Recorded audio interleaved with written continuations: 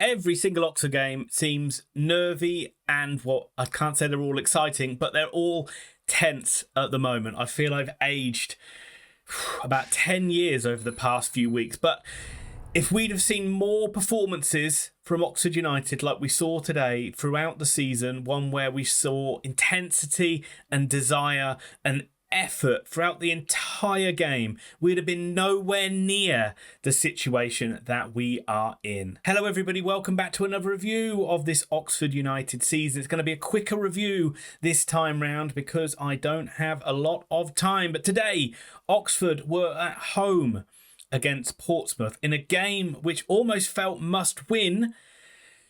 And when you've when you haven't won, for the last 15, that feels like it's going to be a tall order. And indeed it was. Oxford United did not lose, but that winless run stretches to 16 games, more than a third of the season. Absolutely ridiculous, but it did finish. And Oxford United scored a goal. Amazingly, it did finish. Oxford United won. Portsmouth won. For me, this is the best Oxford have played under Liam Manning since he's taken over.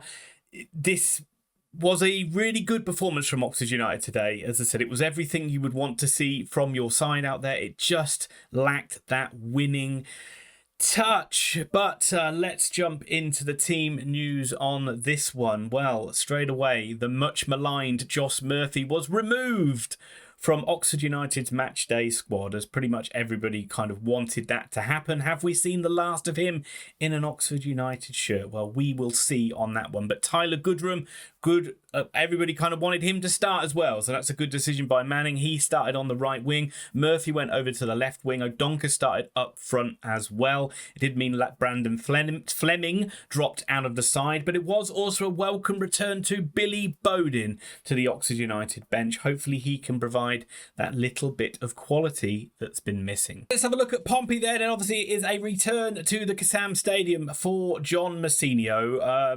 Very much loved Oxford United player and coach as his time here, and it's a shame that he wasn't able to carry on at Oxford United, but he has jumped to Portsmouth and I'm sure he will have a good career in management. He has done a good job since taking over Pompey, but Pompey fans, you let me know what you think about John Massinio and whether you think he is the man to finally move this club back into the Championship. Obviously it fell apart for a bit under Danny Cowley, but he did get Portsmouth breathe life back into the season, get them close to the playoffs, but that has kind of faltered a little bit now, and maybe this draw today was kind of the final nail of the coffin. Both sides kind of really needed to win this one today. They made 4 changes to the side that drew away at Shrewsbury. Lane, Lowry, Bernard and Jacobs came into the side. Ronan Curtis, who is usually the pantomime villain when Oxford play against Pompey, is not playing because of an ACL injury. Colby Bishop leads the line. 19 goals. What would you give for someone to score half that amount? 19 goals this season for Pompey. Usually quite a physical side, and with the likes of Raggett in there, you know they're always going to be a threat from set pieces. Liam Manning talked a lot about Oxford starting very slowly against Bolton, and there was none of that today from United. Oxford were much sharper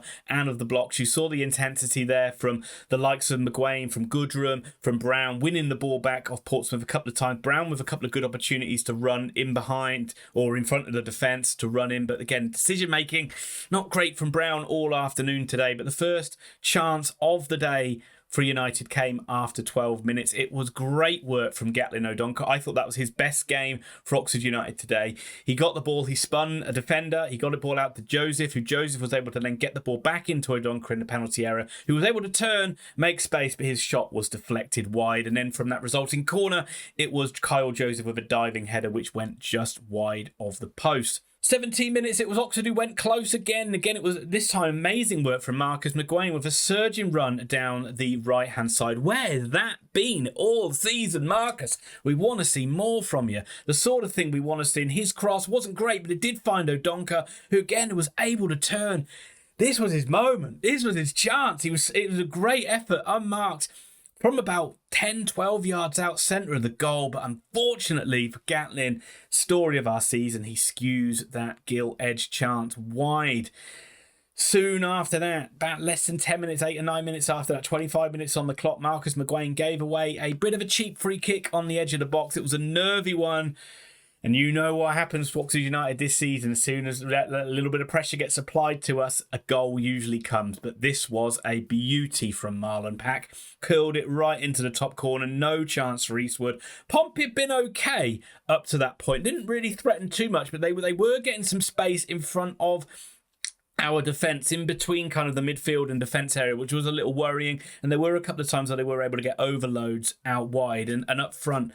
Bishop was a real handful up against Finley or Moore. They had a real hard time getting him. And usually the likes of Pack or Lowry or Tunnicliffe or Lane were able to get the ball off that second phase and create chances. But they didn't really test Eastwood too much. And this goal, I mean, it felt at the time like that's it, game over, because we know how bad we've been and we know how bad we've been in front of goal. But the effort and the intensity was there from Oxford all afternoon, and they kept going. It was quite soon after that where we got a free kick in a similar position. Brannigan with a good effort. Macy was only able to parry it out really into the centre of the goal, but as usual, those rebounds don't fall for us, and it goes behind for a corner. But 36 minutes on the clock. Oxford did find that equaliser. It is from a set piece. Brannigan, good ball out to sort of like the edge of the box area, outswinging corner. Sam Long met it beautifully with a guided header into the top corner of the goal. Fucking wonderful. Oxford needed something from someone. How fitting to the senior players, two of the most consistent players, and Mr. Oxford United, if you like, in Sam Long, getting that headed goal from a Brannigan corner. Oxford really needed it, gave the crowd a huge lift. It felt like we could actually go on and do something in this game. We were actually helped quite a lot in that first half by some questionable refereeing decisions. I'm sure Pompey, they were going a bit crazy at the referee, and understandably so. He was quite happy to get his yellow card out and give Oxford quite a few decisions, and there were some in the second half as well. But half-time, 1-1. Again, can't question the intensity from Oxford United. Sometimes it bordered on a little bit frantic, a little bit too many players pressed, and we were out of position sometimes. Criticism, I would say we didn't get Tyler Goodrum into the game enough, but I would say we did limit Pompey to the chances that they created. I felt Portsmouth came out the first 10 minutes and were the better side in the second half, but then Oxford did start to create chances and really should have gone on to win this game, really. Joseph had a break on the edge of the box, but for some reason he didn't shoot, and it's another situation where Oxford just take the wrong option, overplay it, and the ball was cleared. Oxford were riding their luck at times, especially from set pieces. There was a goalmouth scramble from a good in-swinging corner, which Eastwood was able to block, but then you saw it bounce back towards the line, but luckily Kyle Joseph was there to smash it clear. But then there were a whole host of chances for Oxford United. You can take your pick on player who created chances. There were shots from Joseph, there were shots from Long, there were shots from Marcus Brown. Marcus Brown for a really bad night in front of goal. He really needs to get his shooting boots on quickly. But the best chance Oxford United created fell to Gatlin O'Donkor again, and unfortunately he did not take it.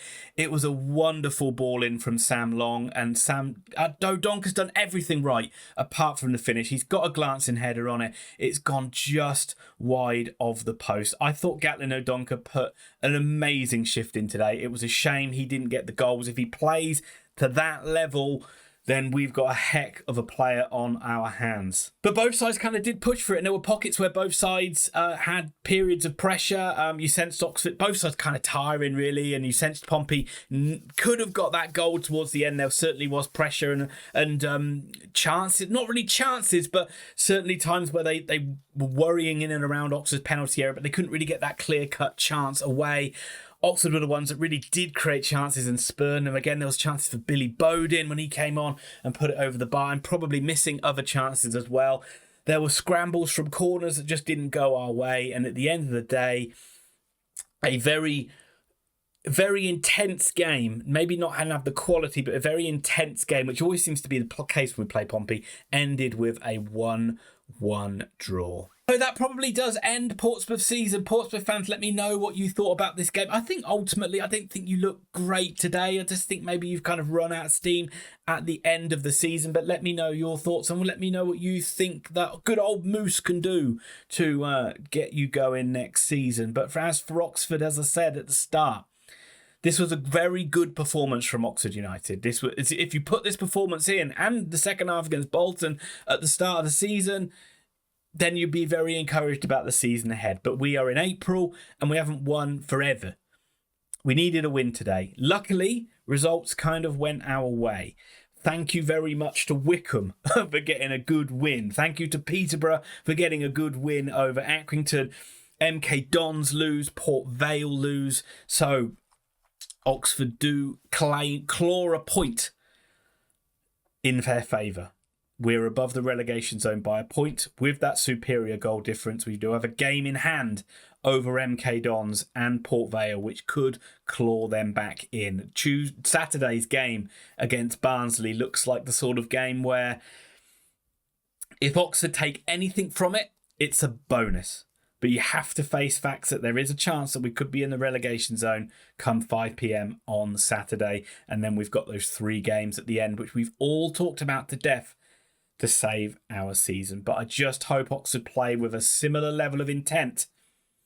And I think at least we give ourselves a chance. It's going to be tense. It's going to be nervous. Please hit like on this video. Hit subscribe if you like the content. It's a shorter video today. I'll be back with a longer one on Saturday. Thanks very much for watching.